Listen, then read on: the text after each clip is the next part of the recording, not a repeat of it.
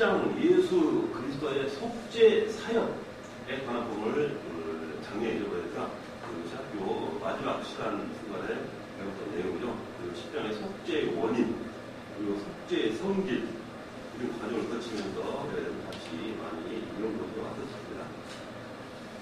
그리고 속죄의 성질에 있어서 속죄의 제사성에 대해서 이런 것도 우리가 집중적으로 연구 토론했었고, 또 속죄의 유화성, 속죄의 화목성, 속죄의 구속성, 그리고 속죄의 객관성, 이런 과정으로 나갔었습니다. 속죄의 대리성, 그리고 속죄의 증거, 그리고 지금 페이지 보는 속죄의 완전성 하고 그 뒤에 약간 더 그 다음에 과정에 있어서 제3항목에 속죄 사역에 대한 정통설과 대조되는 여러 견해들이라는 그런 부분을 해왔었습니다. 다시 시작하는데 너무 장시간 동안 우리가 수업을 진행하기 때문에 아마 그 기억이 약간 사라졌을 수가 있습니다. 그래서 감각을 다시 되살리기 위해서 조금 앞으로 나아가지고 지금 말씀드린 속죄 완전성에서부터 다시 한번 여러분께 연구 소개해보도록 하겠습니다. 그리고 나서 속죄 사역의 정통설 그리고 요점 지역을 쭉 나가면서 다시 확인해보도록 하겠습니다. 1년 동안, 1년이 아니죠. 2달 동안 쉬었기 때문에 이 지난번 배웠던 그 과목이 연결되지 않을 수가 있을 거예요. 다시 한번 그래서 복습하는 어떤 그런 의미를 가지고 수업을 진행해 보도록 하겠습니다.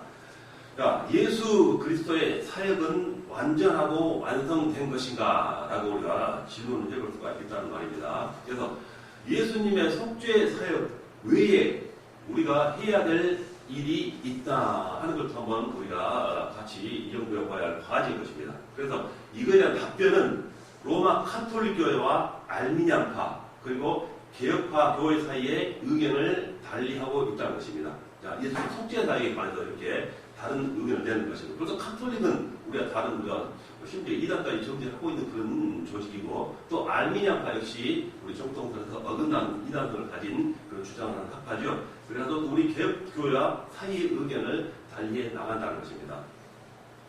자, 그래서 로마 카톨릭 교회는 예수님의 속죄 사역의 속죄 사역으로 과거의 모든 죄는 제거되었으나 세례받은 이후의 범죄에 관해서는 신자가 금생에, 즉 현생이죠. 혹은 연옥에서, 그들이 말하는 연옥입니다. 거기서 거기에 만족하는 대가를 다시 치료한다라는 그런 교리를 가지고 있죠. 대가를 치르는 방법으로 하나로 고해를 해야 되고, 고해성사를 해야 되고, 또 고행을 해야 돼요. 거기에 따르는 것. 그리고 연옥에서의 고초등 이런 것을 거쳐야만이 다시 구원에 이르는 그런 다른 이런 견해를 가지고 있는 교리를 주장한다는 것입니다.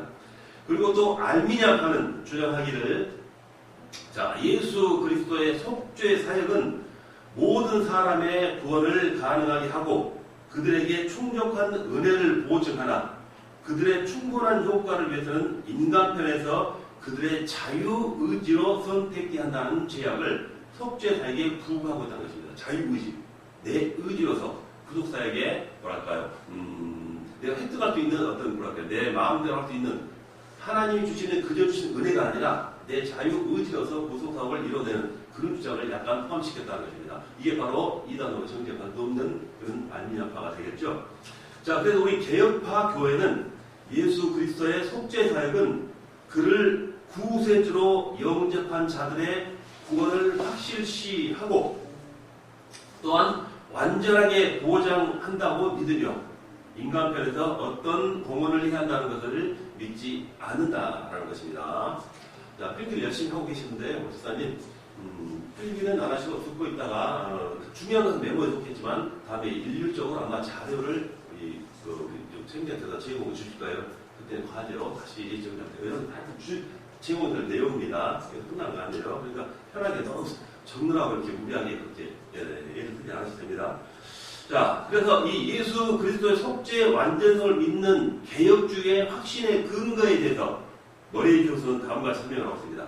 첫째, 성경은 정죄의 제거를 오직 그리스도의 죽음에 관련시키고 신자들의 모든 순환을 훈련적인 것으로 제시한다라고 말합니다. 이 내용은 로마서에 바로 이렇게 증거하고 있는 내용의 하나라는 것입니다. 그리고 히브리서에도 이 말을 증거하고 있습니다.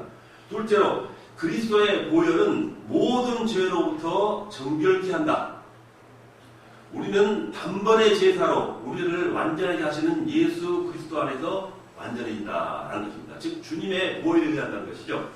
자, 셋째로 구원을 얻기 위하여 인간 편에서 할 일은 그리스도의 사역을 믿는데, 주님의 그 사역을 말하는 게 되겠죠. 그 사역을 믿는 것인데 이 믿음 자체도 인간 편의 어떤 공로가 아니라, 아까 말씀드린 인간 자유의지라든가 내가 쌓은 행정이라든가 내 공로가 아니라 하나님께서 베푸시는 바로 선물, 즉 은혜다라고 말한다는 것입니다. 자, 네 번째로 구원을 위한 인간 편의 공로를 말하는 것은 은혜로 구원받는 복음을 약화시키죠. 분명히 인간 편의 공로는 안 된다는 말씀이 되겠죠. 은혜로 구원받는 복음을 약화시키고 단번의 제사로 우리의 죄를 사하시고, 그리고 부활 승천하셔서 하나님 우편에 앉으시사, 그리고 만유를 지금 통치하시는 바로 왕중왕이신 구세주의 영광을 가리는 것이다. 이게 바로 우리 개혁파주의 정통사라는 것입니다. 이제 자, 그리고 속죄의 완전성과 관련하여 속죄의 종결성과 독특성에 하나 더 들어갔죠. 독특성에 대해서도 우리 한번 살펴봐야 될 것입니다. 자, 그러면 속죄의 종결성, 어떻게 속죄가 종결되는가라는 부분이 되겠죠.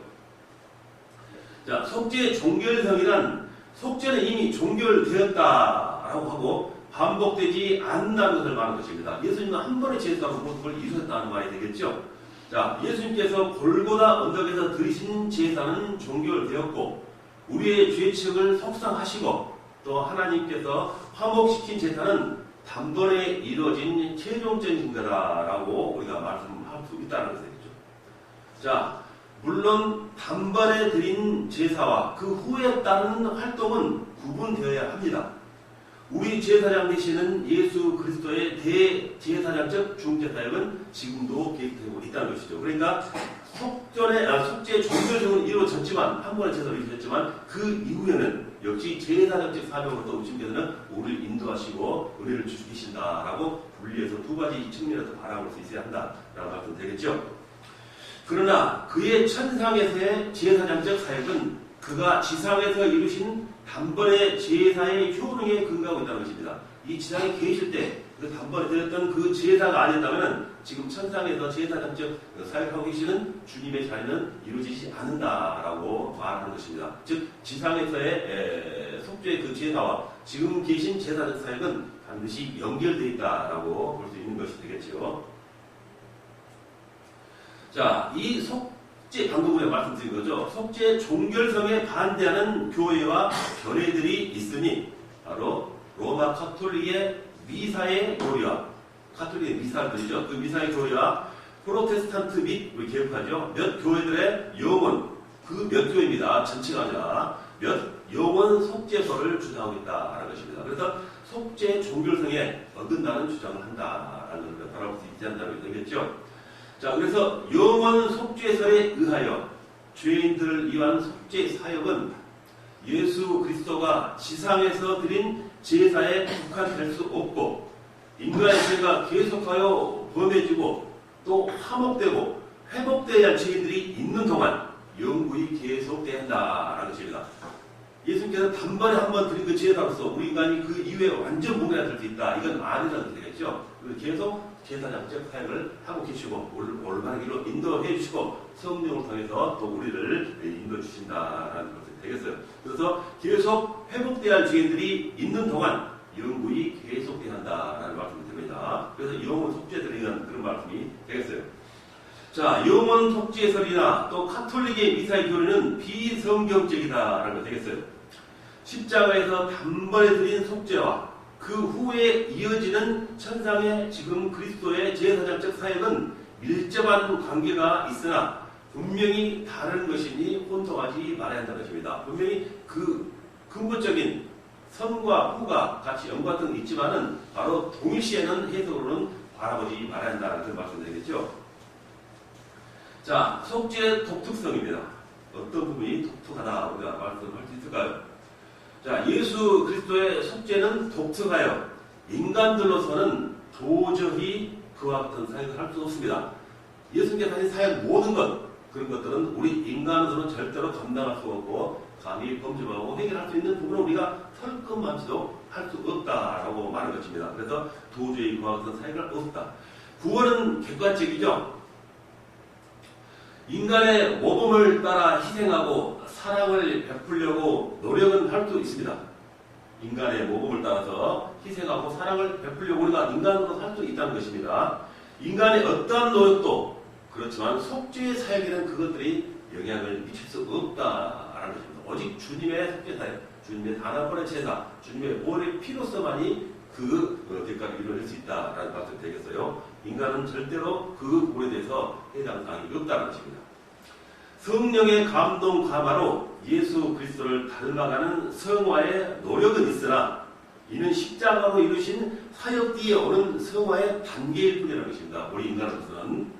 그래서 예수 그리스도의 속죄의 독특성을 요약한다면 다음과 같습니다. 자, 첫째로 이렇게 보면은 속죄 제물이 되신 예수님은 성육신 이전에 인간의 몸을 이끌다 오시기 전에 삼위일체 하나님이신 성자 하나님이셨고, 둘째로 성육신 후에는 속죄 제물이 되셔서 하나님께서 석상으로서 유아로서 화목의 제사를 드렸으며, 셋째로 무죄하신 이, 죄가 하나도 없으신 분이시죠. 무죄하신 이가 죄인들을 위해서 자기 죄의 대가가 아닌 죄인들의, 인간들의 죄를 위해서 희생되셨고, 또 넷째로 그가 받으신 사명과 직분, 즉 선지 사명, 제사장적 사명, 왕의 사명, 그 독특성을 우리가 이렇게 간략하게 이렇게 구분해서 말씀할 수 있다는 것입니다. 참으로 신인이신 예수님만이 하실 수 있는 일인 것입니다. 인간 중에서 그 어느 누구도 이와 같은 사명을 감당할 수 없겠죠. 자, 예수님은, 자, 지금 그래서 예수님과 같은 제사장이 어디 있으며, 우리 구약을 통틀어서 그 많은 훌륭한 대제사장이 있겠지만은 지금 우리 예수님과 같은 그 제사장이 어디 있으며, 죄를 위해서 대신 죽어줄 인간이 어디 있으며, 물론 죽을 수 있겠죠. 나는 인간을 죽겠다 하겠지만은 그 죽음이 인간의 속죄사역은 감당할 수 없다는 게 되겠죠. 그리고 죽음에서 살아나셔서 하늘의 지성소에 들어가 우리에게 영원한 제사장이 될 수 있는 인간이 지금 어디 있겠는가라고 말하는 것입니다. 오직 예수님만이 하실 수 있는 그 독특한 사명이다라고 우리가 대해서 할 수가 있겠습니다. 그래서 그의 속죄 사역은 하나님의 기쁘신 뜻에 따라 이루어진 것이며 은혜와 사랑의 끝이라 이렇게 말할 수 있습니다. 역사상 어느 때에도 이 세상 어느 곳에서도 바로 우리 예수님 같은 그 사명과 동일한 어떤 그런 비교될 인간은 없다라고 우리가 말씀을 드릴 수가 있겠습니다. 참으로 독특하신 우리 구세주 주님이시다라고 말씀드립니다.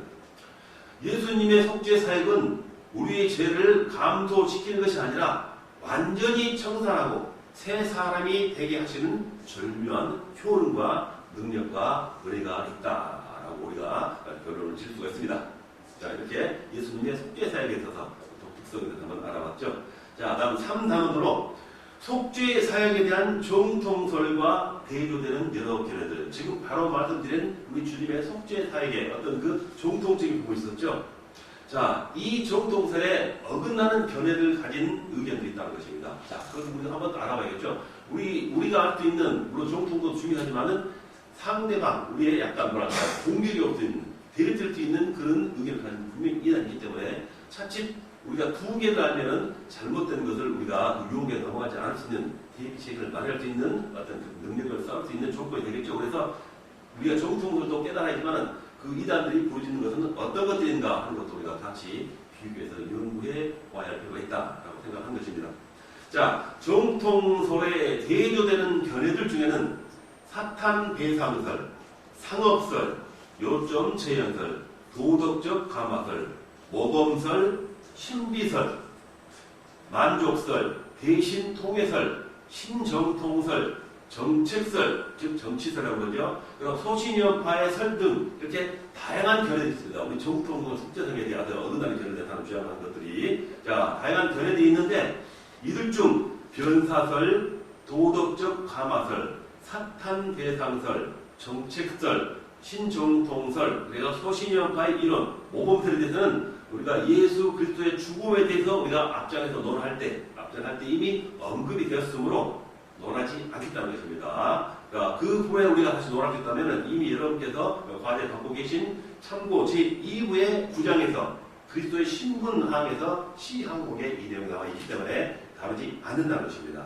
그래서 여기서는 속죄론과 관련해서 요점 재연설, 신비설, 상업설, 대신 통해설, 그리고 만족설에 관한 부분을 우리가 여러분과 함께 논의해 보겠다라는 것입니다.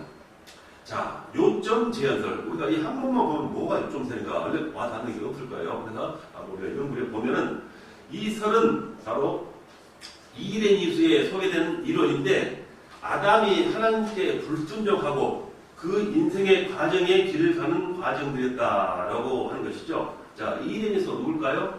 이레니우스는 중세 로마 제국의 이 현재 프랑스 땅이죠. 그 부분에 있었던 바로 대주교이며 또 초대교회 신학사를 연구했던 바로 교우 신분을 갖고 있는 신학자라고 우리가 그렇게 알고 있으면 되겠습니다. 바로 이 사람이 이레니우스입니다. 그래서 이 이레니우스에 소개된 이론이 바로 요점 재연설이다라는 거 되겠어요.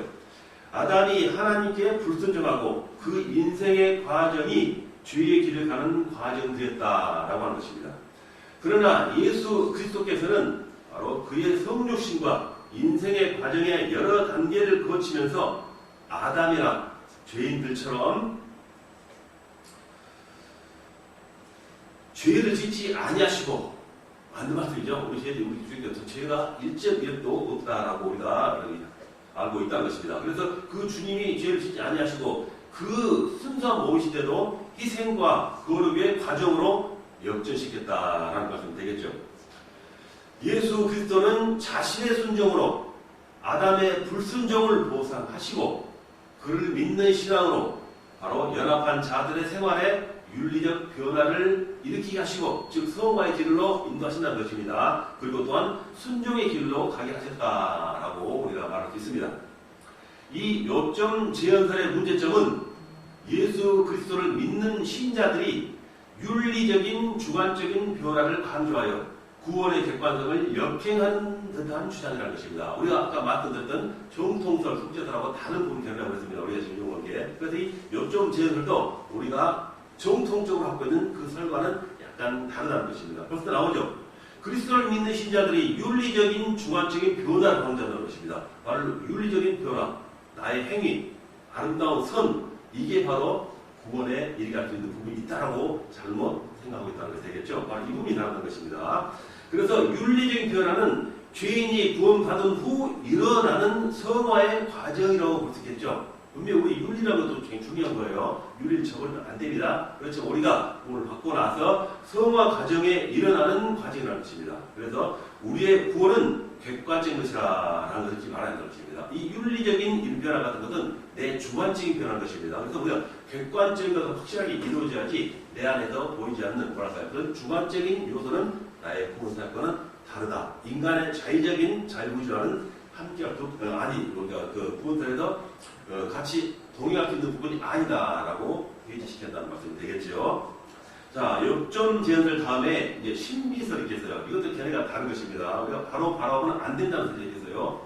자, 이 신비설은 존 스코트스, 에리게나 오지안더, 슈범크펠트, 에팅거라는 그런 신학자들에 의해서 주장된 설이라고 볼 수가 있습니다.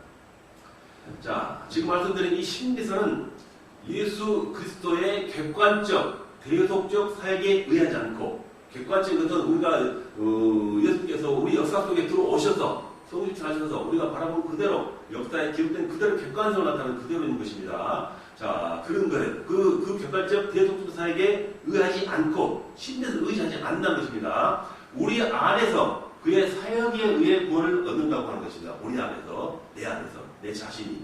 이게 잘못된다는 것입니다. 즉, 객관성이야지 주관적으로는 안 된다라는 말씀을 한 것입니다. 그래서 신비설에 의하면은 예수 그리스도의 인성은 우리에게 그의 신성을 전달하는 통로라고 말하고 있습니다. 오지안더 조정했었죠. 여기서 우리는 신비설이 예수 그리스도의 신성과 인성 차이를 모호하게 만드는 것이라고 생각할 수가 있다는 것입니다. 자, 신비설은 사람에게 감화를 주어 변화를 일으키는 도덕적 감화설과 공통점이 있습니다. 자, 신비적인 어떤 요소, 그런 어떤 그 부분 때문에 내가 감화를 만날 것입니다. 그러니까 그 신비로움 때문에 우리가 받는, 물론 예수님은 신비로우신 분이지만 예수님의 신비가 우리를 구원시키는 아니다라는 해석이 되겠죠. 자, 그러나 중요한 점은 윤리적 변화에 중점을 두는 도덕적 감화설과는 달리 지금 우리가 말하고 있는 신비설은 인간의 잠재의식에서 일하는 것보다 깊은 변화에 초점을 주고 있다는 것입니다. 즉 주관적인 인간의 내면적인 그 요소를 가지고 해석한다라는 것이 되겠죠. 이 주장은, 즉 신비설입니다. 이 주장은 예수 그리스도께서 이루신 화목은 그의 제사적인 죽음보다도 성육신에서의 하나님과 인간의 신비적 연합에 의해서 실현되었다는 것이에요. 물론 성육신 하시고 하나님과 인간의 신비적 관계도 있겠죠. 분명히. 그렇지만 그 신비적인 부분 때문에 그 연합으로 인해서 바로 구원에 이른다라는 잘못된 주장인 것입니다. 이것이 바로 신비설이라는 것이 되겠죠. 자, 이 신비설은 인간의 잠재의식의 관점을, 잠재의 관점을 두는 것은 마치 심리학에서, 인간의 심리학, 내면 세계를 말하는 것이죠. 심리학에서 집단 무의식 개념 등 인간의 잠재의식에 관심을 두고 연구하는 것과 불교 사상에서 보는 인간 내면의 불성, 즉 내가 자아를 터득하고 내가 고행하고 내가 득도를 해서 바로 이름을 불성이라고 하죠. 불교에서 이런 것을 개발하여 부처가 된다는 것과 맥락을 같이 한 것이라 볼 수 있다라는 것입니다. 어떻게 보면 캐톨릭 계통도 이런 어떤 그 교를 주장하고 있죠. 그러므로 이 신비설의 오류를 우리가 지적해 본다면은 다음과 같이 몇 가지로 우리가 분류할 수가 있겠습니다. 첫째, 신비설은 범신론에 대한 기초의 오류이다. 범신론, 우리가 자주 말씀드렸었죠. 범신론은 뭘까요? 세상 모든 자연이 신이다. 신이 자연이다. 그 통틀어서 우리 하나님의 유일신이라는 걸 존재하지 않고 인정하지 않고 세상 모든 게 신이다. 뭐 신이나 자연과 똑같다. 이런 주장을 하는 게 바로 범신론이라고 말할 수 있죠. 이 범신론의 기초에 대한 오류라는 것입니다. 자, 하나님의 인격과 사람의 인격은 구별되어야 하는데 범신론은 양자의 근본적 차이를 인정하지 않는다. 양자, 즉 하나님과 인간 사이의 근본적 차이를 인정하지 않는다는 것입니다. 바로 범신론에 의한 것이죠. 분명히 잘못된 것이죠. 그래서 첫째로 우리가 말해봤고요. 자, 그럼 첫째 과정입니다. 자, 하나님의 의식과 인간의 의식 사이에서는 넘을 수 없는 간격이 있는 것입니다. 그 양자가 근본적 차이가 없다는 것 아닙니다. 분명히 인간과 하나님 사이에는 넘을 수 없는 간격이 있는 것이며 피조물이 절대로 창조자가 없다는 겁니다. 양자가 동일하다면 본질적으로 우리 인간도 창조할 수 있는 능력을 갖고 있다는 것이 되겠죠. 이거 안 된다는 것입니다. 자, 그래 둘째로 신비설은 죄를 우주 안에 있는 어떤 도덕적 악 정도로 보고 죄의 책임을 묻지 않는 데 있다는 거예요. 신비설이 죄는 지은데 죄가 뭐 살아가다 보면 이 우주 만물에 살아가다 보면은 뭐 죄를 뭐 의식적이든 무의식적이든 죄를 지을 수 있는 일이기 때문에 죄를 별로 중요시 않고 그 책임을 묻지 않는다는 것입니다. 이게 벌써 근본적으로 달라진 것이 되겠죠. 자, 그래서 신비설은 죄의 책임을 묻지 않고 죄의 오염을 제거하는 데만 관심이 있다는 것입니다. 제거하면 또 묻을 수가 있습니다. 그렇지만 우리 주님의 죄의 감은 한 번에 된 것이기 때문에 완전 무게라시죠. 자, 이게 차이가 있다는 것입니다. 지우는 것하고 없애는 것은 다릅니다. 이게 바로 신비설의 차이죠. 자, 성경은 예수님의 무죄성에 대해 증거하되 그리스도는 모든 일에 우리와 똑같이 시험을 받으신 이루시되 죄는 없이다 했습니다. 우리 인간과 머리부터 발끝까지 동일한 분이신데 그렇지만 단 하나 다른 것, 예수님은 죄가 없으신 분이다. 인간은 죄가 있다. 죄로 태어난 사람, 그 존재이다. 이 차이가 분명히 구분되는 것입니다. 자, 셋째로 구약 성도의 구원 문제이다. 만일 그리스도가 하나님과 하나 되는 생활로 다른 인간에게 모범에 대해서 그들이 이 모범, 즉 시범을 따르고 생활하는 데서 구원에 이르게 된다면 예수 그리스도를 모르는 구약 성도들의 구원에 대해 설명을 할 수 없게 된다는 것입니다. 자, 구원이라는 것은 영적인 문제입니다. 영적인 차원의 얘기이기 때문에 자, 구약에 어떤 그런 인간들의 바로 그런 부분에 있어서도 이 신비설은 잘못 해석을 낼 수 있다라는 것을 말하고 있는 것입니다. 자, 상기한 요점 제언설과 신비설은 윤리적 그리고 주관적 변화에 중점을 두는 주관설입니다. 자, 그러면 이하의 객관성을 강조하는 안셀무스의 만족설과 상업설로 밝혔습니다. 그와 또 한 가지 더불어서 대신 통에 대해서 우리가 한번 논의해 볼 수가 있습니다. 지금 우리가 말하는 요점 제한설, 이 심리설의 잘못된 오류된 그 오점 우리가 여러분과 정통설과 비교해 봤습니다. 자, 그 다음에는 방금 말씀드린 그 부분은 주관적인 부분을 강조했다고 했었습니다. 자, 그렇다면은 객관성을 강조하는 안셀무스의 만족설, 상업설과 대신 통에 대해서 한번 우리가 논의를 해보겠다라는 것입니다. 안셀무스는 이탈리아 기독교 신학자, 1000년대죠. 1093년, 그리고 1100년대경에 바로 영국의 캔터버리 지역의 대주교를 겪었던, 사명을 했었던 그런 인물로죠. 안셀무스의 바로 그런 이름이 되겠습니다. 바로 이 안셀무스의 만족설입니다. 자, 그래서 만족설은 안셀무스에 지어서 신이 왜 인간으로 오셨는가라는 그 제목에 의해 근거를 두고 있다는 것입니다. 바로 이게 안셀무스의 만족설이 되겠어요.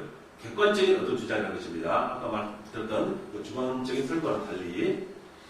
자, 안셀무스의 만족설의 요점은 인간의 죄는 피조물인 인간이 하나님께 당연입니다. 당연 오세요. 고치겠습니다. 당연히 드릴 존영을 드리지 않으므로 신의 존엄을 침해하고 모욕했다는 것이며 하나님의 공의는 이에 형벌을 가하고 보상하여 만족하게 해야 한다는 것입니다. 그래서 이 만족스러운 것입니다. 자, 우리가 죄를 지었어요. 피조물이. 그리고 또 하나님의 당연히 이렇게 존영을, 존귀와 영광을 드려야 하는데 드리지 않았습니다. 죄로 되겠죠. 그래서 신의 존엄을 침해하고 모욕했다라는 것입니다.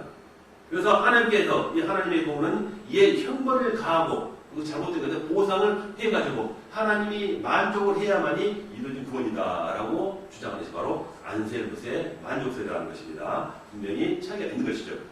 자, 그렇다면 누가 이 공의의 요구를 만족시킬 수 있는가? 그럼 사람인가? 라는 질문을 할 수 있겠죠.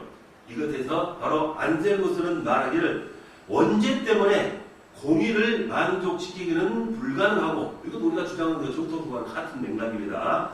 오직 하나님만이 하실 수 있다라고 한다는 것입니다. 자, 인간의 죄를 보상하고 하나님의 존영을 보상하기 위해서 신인이신 예수 그리스도의 희생이 요구되었고 그리스도의 죽음으로 하나님의 공의와 사랑이 이루어졌다라는 것이라고 하는 것이죠. 자, 예수 그리스도, 즉 우리 주님께서는 자신을 위해서는 순환이나 죽음을 당하실 이유가 없다는 것입니다. 없었으나 그의 의무에, 즉 사명에 충실해서 순환과 죽음으로 순종하시고, 즉 인간의 몸을 입으시고 고난을 받으셨다는 것을 있습니다. 순종하셔서 하나님께 무한한 영광을 돌리셨다라는 것입니다. 다시 말하면 예수 그리스도의 여분의 사역, 즉 직무 이상의 사역이 공덕이 되어서 죄인들에게 이전이 되어서 죄인들의 사죄와 행복이 근원이 되었다라고 약간 근본은 비슷한 것 같지만은 결국 결말의 해석은 우리가 판이하게 다른 해석을 내린다라는 것이 바로 안셀무스의 만족설인 것입니다. 자, 이 안셀무스의 만족설이 종교 개혁자들, 특히 칼빈 그리고 개혁자, 칼빈주의가 되겠죠. 그 개혁주의자들의 신학자들이 주장한 만족설과는 같은 것인가? 켈빈과 개혁주의 신학자들도 분명히 만족설을 주장했었습니다. 그렇지만 그 만족설과 이 안셀무스의 만족설이 같냐 하는 것을 말씀드린 것입니다.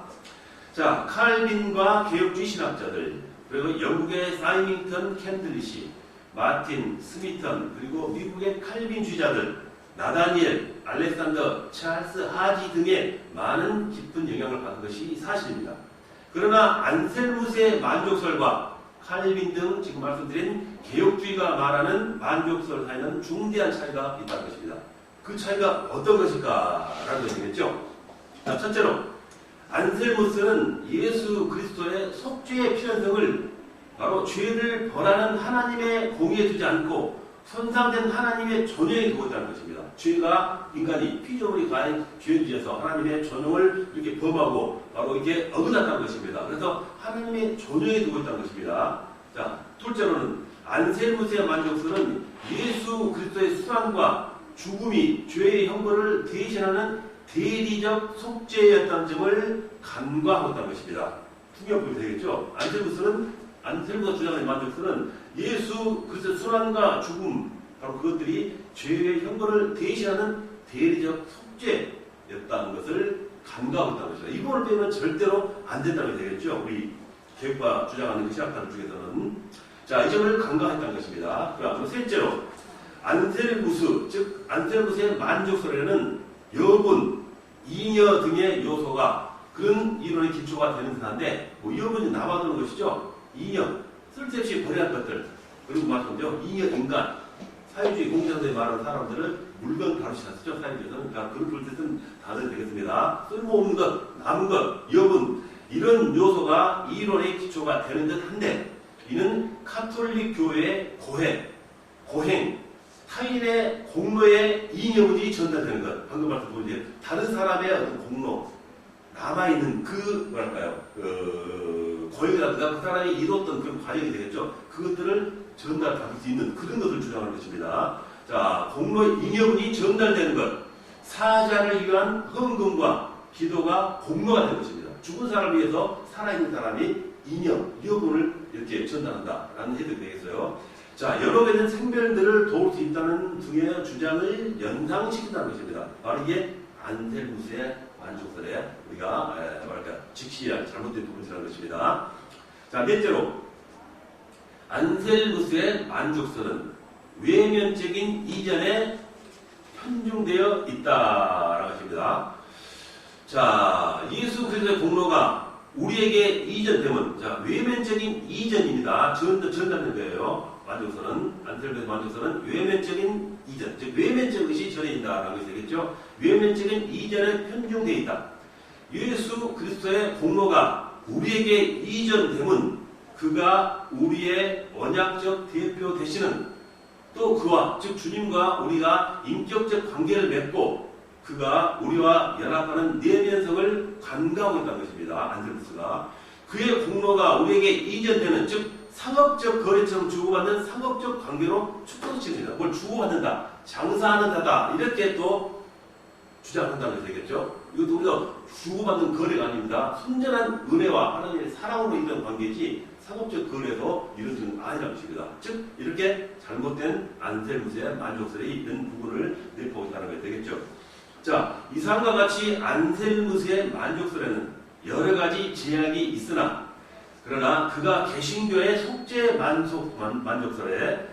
만족설에 깊은 영향을 준 것 또한 인정을 한다. 그러니까 맥락은 기본적인 신앙사상을 가지고 있지만 결과론적인 마지막에 중요한 부분에 있어서는 약간 잘못된 사상, 즉 교리를 접목시키는 설이다. 그래서 안셀무스의 만족설은 약간 우리 정통적인 만족설과는 분명히 차이가 있다라고 우리 결론을 줄 수 있는 것입니다. 자, 그 다음에는 대신통해설입니다. 자, 대신통해설.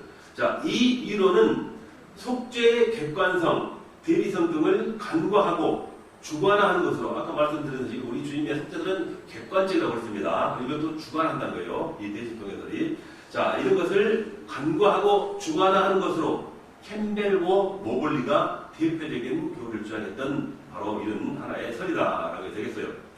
대신 통해설의 요점은 적당한 통해가 죄를 위한 충분한 만족설을 준다는 설이다. 적당한 것은 또 잘못하면 주관적이 된 거예요. 확실한 객관적으로 지식성이 없기 때문에 분명히 잘못된다는 설을 이렇게 주장하고 있는 거예요.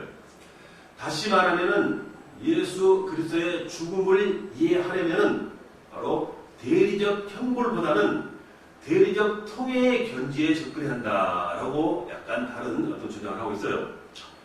무죄한 자가 유죄한 자를 위해서 대신 통해함으로써 속죄를 이룬다라는 것입니다. 무죄하고 깨끗한 사람이 죄인 사람의 어떤 그런 대신에서 통해를 해줌으로써 바로 속죄를 이룬다. 대신 통해서 이렇게 해석을 한다는 것이 되겠죠.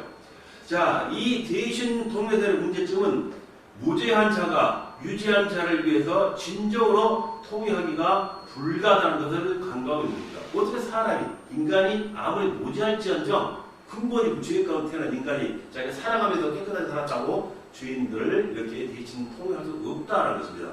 우리 주님 외에는 할 수 없는 것이죠. 여기에 이배되는 사항이 되겠죠.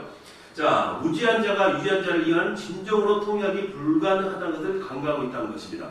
참 통회는 범죄한 사람의 내면적인 것인데 죄인이 죄를 대신 참여하면 불가하다는 것입니다. 인간은 죄인이기 때문에 인간이 인간의 죄를 통회하거나 그 죄를 짊어질 수는 없는 것이라는 것이 된 것이죠. 그래서 이런 것을 잘못 주장한 것이 바로 이 대신 통회설이다라고는 생각할 수 있는 것입니다.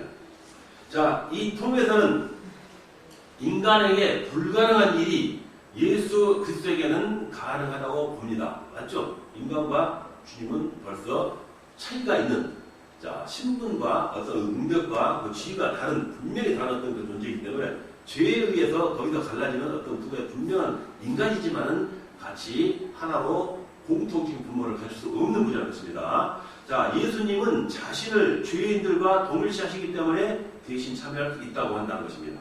자, 인간으로서 예수님은 우리의 환난과 시험 그리고 연약함을 동정하시고 이해하시지만 그는 무죄하시고 또 도덕적으로 자기를 죄인들과 동일시하기는 불가능하다는 것입니다. 그렇죠? 어떻게 우리가 인간이 주님과 동일시할 수 있겠습니까? 불가능한 것이죠. 자, 그렇기 때문에 그가 자기를 죄인과 동일시하시고 죄인을 대신해서 고백하시고 참여하시기는 불가능하다는 것입니다. 그래서 하나님의 응보적 공의와 그가 죄를 가증히 여기시고 대속의 속죄의 삶을 원하시는 것은 형벌의 불가피성을 말하는 것이며 죄의 대리적 고백만으로는 만족되지 않는다는 진리를 알아야 한다는 것입니다. 바로 이 말씀드린 대신 통해설의 잘못된 오류를 바로 우리가 알아볼 수 있다는 것입니다. 자, 그 다음에는 정통설인 만족론. 아까 말씀드렸었죠. 정통설인 만족론. 그리고 대리석 속죄론입니다. 속죄론의 우월성에 대해서 한번 여러분과 알아보도록 해보겠습니다. 정통설인 만족론, 안셀무스의 만족론이 아닙니다. 그리고 대리적 속죄론의 우월성을 말씀드리겠습니다. 대리적 속죄론이란 우리 주님께서 우리 죄를 대신해서 짊어지셨다는 것을 그런 대리적인 속죄론을 말하는 것입니다.